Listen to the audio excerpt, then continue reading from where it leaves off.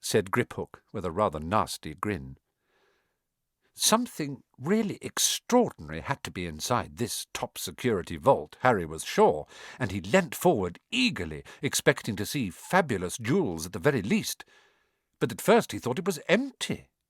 Then he noticed a grubby little package wrapped up in brown paper lying on the floor. Hagrid picked it up and tucked it deep inside his coat. Harry longed to know what it was, but knew better than to ask. "Come on, back in this infernal cart, and don't talk to me on the way back. It's best if I keep my mouth shut," said Hagrid. One wild cart ride later, they stood blinking in the sunlight outside Gringotts. Harry didn't know where to run first, now that he had a bag full of money.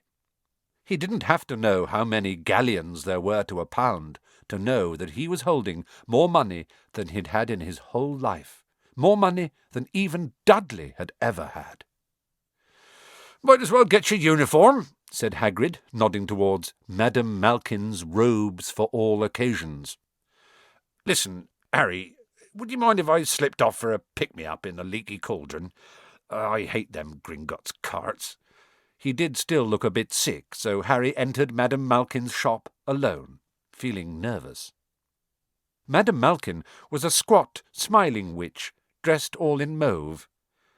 "Hogwarts, dear," she said when Harry started to speak. "Got the lot here. Another young man being fitted up just now, in fact."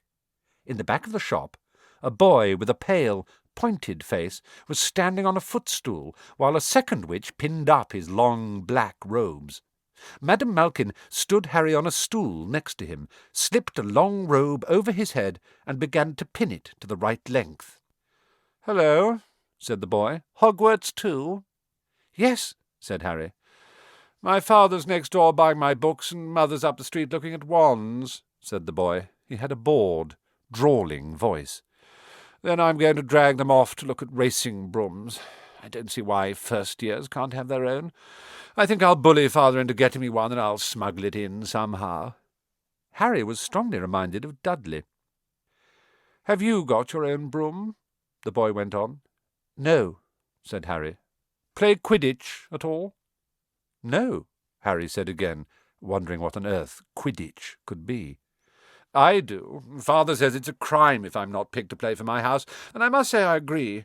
Know what house you'll be in yet?" "No," said Harry, feeling more stupid by the minute. "Well, no one really knows until they get there, do they? But I know I'll be in Slytherin. All our family have been. Imagine being in Hufflepuff. I think I'd leave, wouldn't you?" Said Harry, wishing he could say something a bit more interesting. "I say, look at that man," said the boy suddenly, nodding towards the front window. Hagrid was standing there, grinning at Harry and pointing at 2 large ice creams to show he couldn't come in. "That's Hagrid," said Harry, pleased to know something the boy didn't.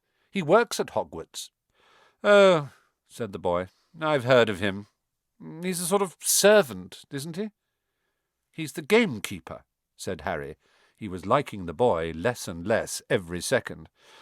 "Yes, exactly. I've heard he's a sort of savage. Lives in a hut in the school grounds, and every now and then he gets drunk, tries to do magic, and ends up setting fire to his bed."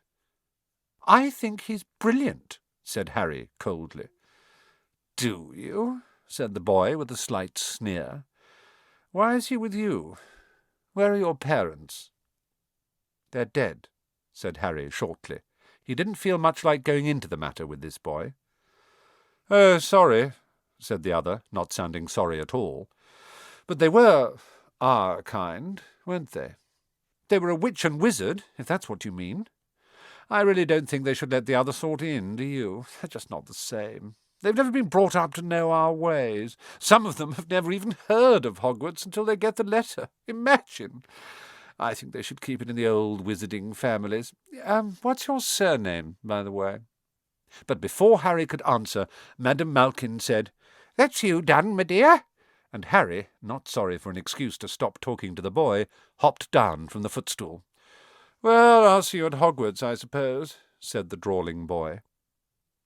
Harry was rather quiet as he ate the ice cream Hagrid had bought him, chocolate and raspberry with chopped nuts. "What's up?" said Hagrid. "Nothing," Harry lied. They stopped to buy parchment and quills. Harry cheered up a bit when he found a bottle of ink that changed colour as you wrote. When they had left the shop, he said, "Hagrid, what's Quidditch?" "Blimey, Harry, I keep forgetting how little you know. Not knowing about Quidditch." "Don't make me feel worse," said Harry. He told Hagrid about the pale boy in Madame Malkin's. "And he said people from Muggle families shouldn't even be allowed in.